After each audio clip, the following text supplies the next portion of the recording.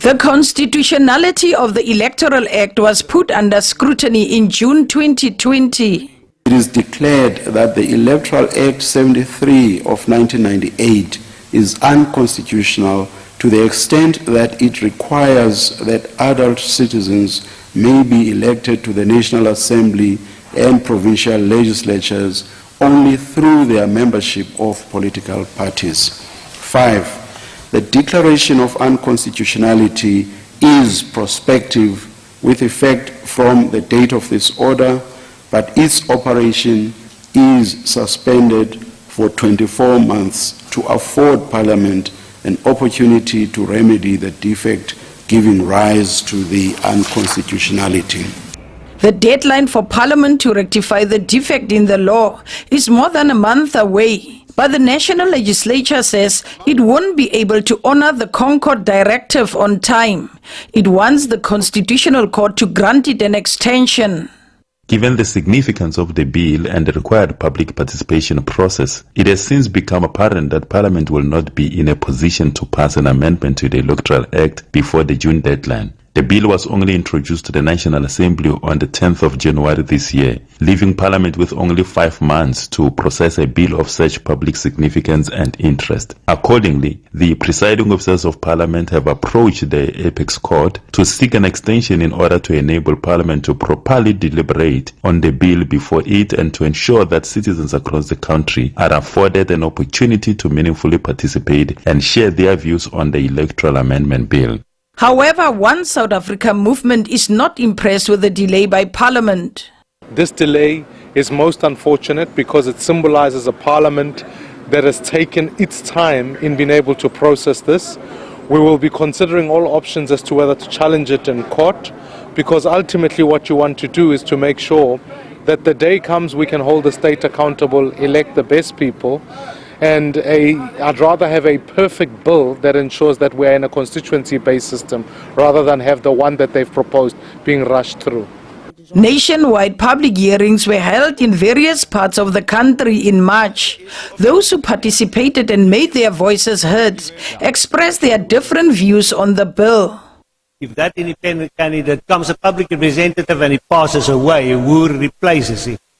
Now, I believe that the idea of the list of beneficiaries for independence that was proposed in the private members' bill of the quota. Independent candidates are limited to only 200 seats in Parliament. Independent candidates are not allowed to contest for the 200 national seats. This is purely unfair. We cannot have a democratic country and we treat independent candidates as if they are not from this country. No. They are also citizens of this country, just like me and you. We are creating a system now where we are saying, okay, you can come in, the politicians come in, but independent candidates remain outside. Are we calling that democracy? No. The independent, local independent candidate, I didn't see any fruit from that person locally. How much more provincially and in Parliament? It's going to be chaotic because in this country we're having a problem of identity. Even a person can commit a crime, it's very hard to get that person.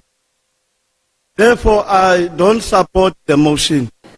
We're at a crucial time in the history of the South African nation when the citizenry are questioning the accountability of the state.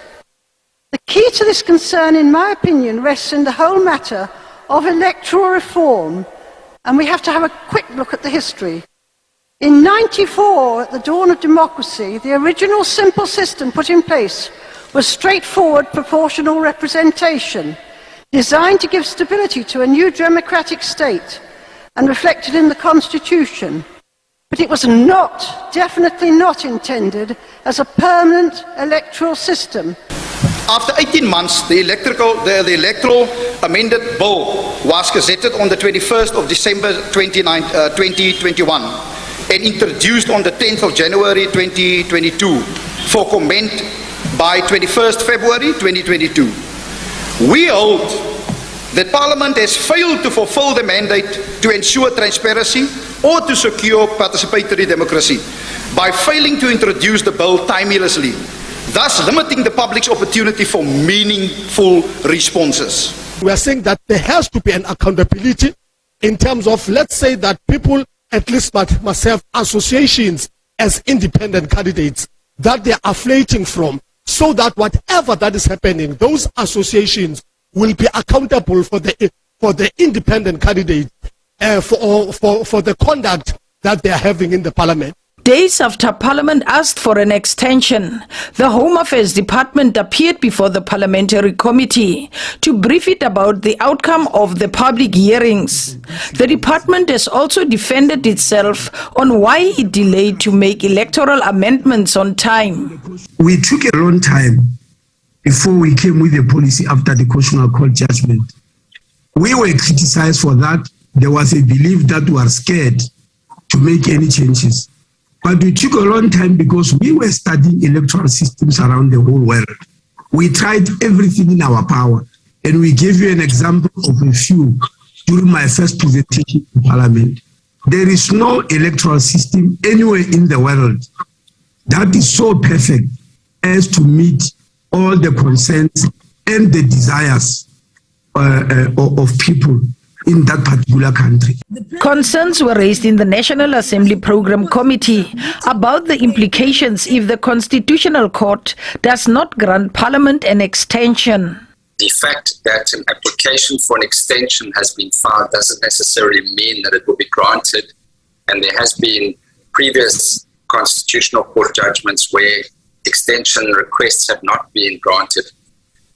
What would be the implications if an extension is not granted, or because there's a strong possibility that the litigants involved in New Nation Movement might oppose an application for an extension?